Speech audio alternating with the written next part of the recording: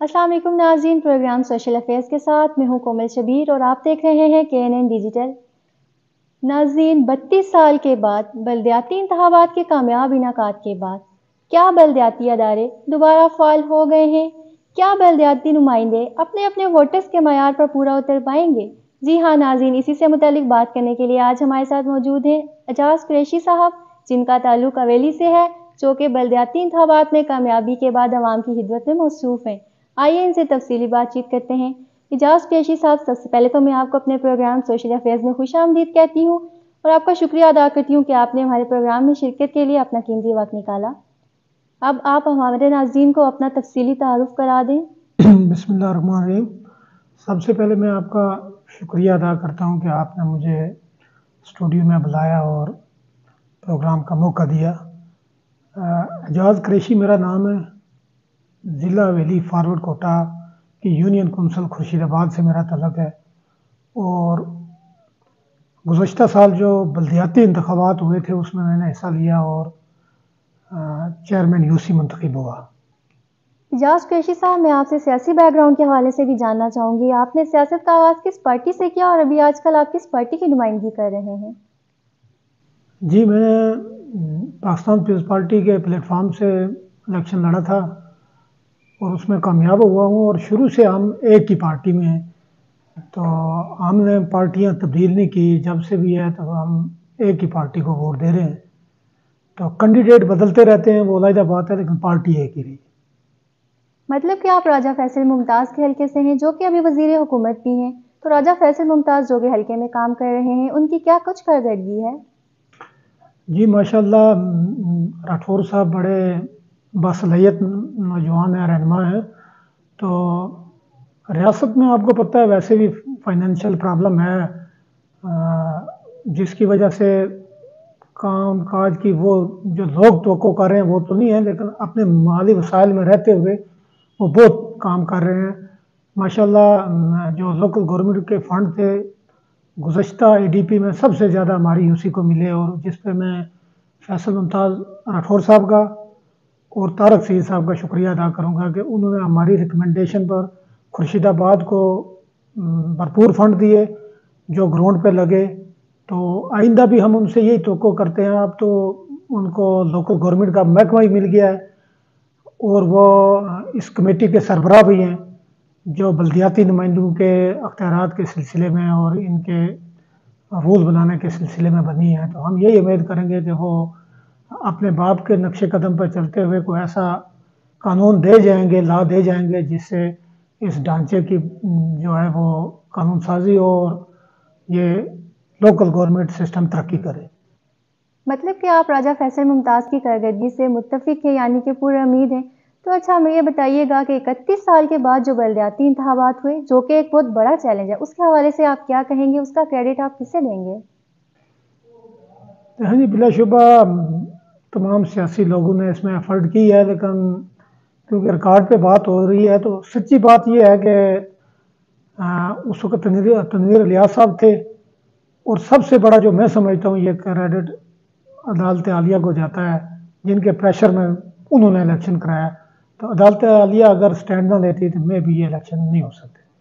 अगर मैं गलत ना हूँ तो सुप्रीम कोर्ट के फैसले तो पहले भी मौजूद थे और पीपल्स पार्टी के दौर में प्रेशर तो था, नून लीग की हुकूमत में भी, तो फिर क्यों नाकामी रही?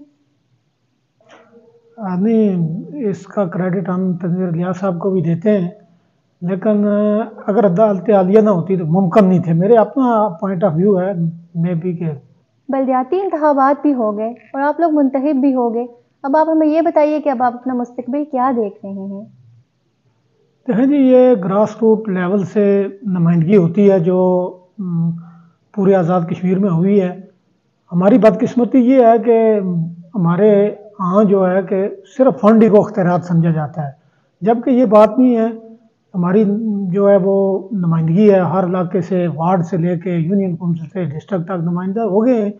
तो हमारा काम है कि अपने मसाइल के, अपने इलाके के मसाइल जो है वो हुक्मरानों तक पहुँचाना। तो ये भी बड़ी है, नुमाइंदगी मिलनी भी बड़ी बात होती है। ये नहीं ज़रूरी होता है कि फ़ंड हों तो अख्तियारात हैं।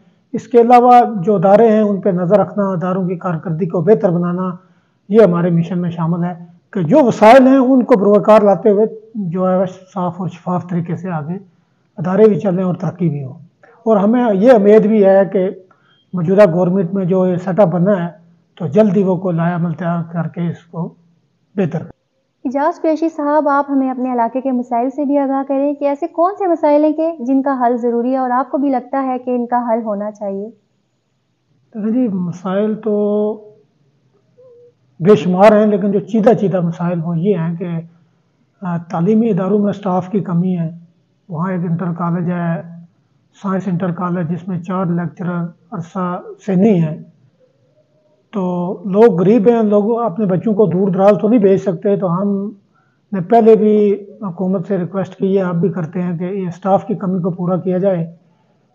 تو اس کے علاوہ ماشاءاللہ ہماری روڈ وغیرہ تو بہت اچھی ہیں. چھوٹے مسائل بہت ہیں، بے روزگاری ہے. تو انشاءاللہ ہم موجودہ حکومت سے یہ امید رکھتے ہیں کہ یہ ان تمام اعجاز مسائل پر قریشی قابو صاحب، پا لیں. سب سے عام شعبہ صحت کا ہوتا ہے، تو کیا آپ کے یہاں خواتین کے لیے گائنی کی سہولیات اور دیگر سہولیات موجود ہیں؟ بدقسمتی سے ہمارے علاقے میں ایک رورل ہیلتھ سینٹر ہے، جس میں ایک ڈاکٹر صاحب بیٹھتے ہیں، وہ بھی ایڈاک بیسک پر کام کر رہے ہیں. لیڈی ڈاکٹر آج تک ادھر کوئی نہیں ہے. اور ہمارا گورنمنٹ سے بھی یہی مطالبہ ہے کہ اسے THPO کا درجہ دیا جائے، کیونکہ تحصیل خورشید آباد وہ بن چکی ہے آج سے 10 سال پہلے.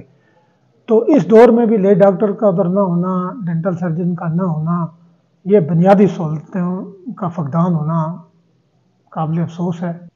کتنے افسوس کی بات ہے. اس طرح تو زچہ بچہ کی زندگیاں خاص طور پر خطرہ میں ہوں گی، کتنی ہی جانیں گئی ہوں گی. تو آپ کو نہیں لگتا کہ اس کے ذمہ دار آپ کے سیاسی نمائندے ہیں؟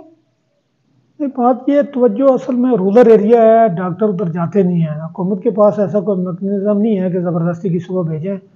البتہ ہم توقع رکھیں گے کہ اب ایڈاک جو ہے وہ بھی ختم ہو رہے ہیں، PSC کے ذریعے لوگ آئیں اور علاقہ کی خدمت کریں. یہ اصل میں کوئی رول ہونا چاہیے، جس طرح ڈاکٹر جو نیا آتا ہے تو اس کو 2-4 سال کے لیے کوئی رول بنا دینا چاہیے کہ آپ نے رورل ایریا میں کام کرنا ہے، پھر جا کے ہو سکتا ہے. اعجاز قریشی صاحب، آپ کے اپنے حویلی فارورڈ کوئٹہ کے ڈاکٹرز بھی ہوں گے جو بڑے بڑے شہروں میں بیرون ملک کام کر رہے ہوں گے. تو کیا آپ کو نہیں لگتا کہ ان کا کوئی فرض نہیں کہ وہ اپنے علاقے کے لیے کوئی خدمات سر انجام دیں؟ میں نے پہلے ہی عرض کی کہ یہ ایک قانون ہونا چاہیے کہ بندہ جس علاقے سے سلیکٹ ہوتا ہے کم از کم 2 سال 4 سال وہ اس میں ضرور سروس کرے. بہت سے لوگ ہیں ڈاکٹر ہیں، لیکن لوگ اپنا مستقبل دیکھتے ہیں، وہ اچھی جگہ سیٹ ہو جاتے ہیں، رورل ایریا میں کوئی جاتا نہیں ہے. جی ناظرین، اگر لوگوں کی بات کی جائے تو لوگ اپنے روشن مستقبل کے لیے اپنے علاقے کی خدمت گوارا نہیں کرتے، اور یہ ہمارا المیہ ہے.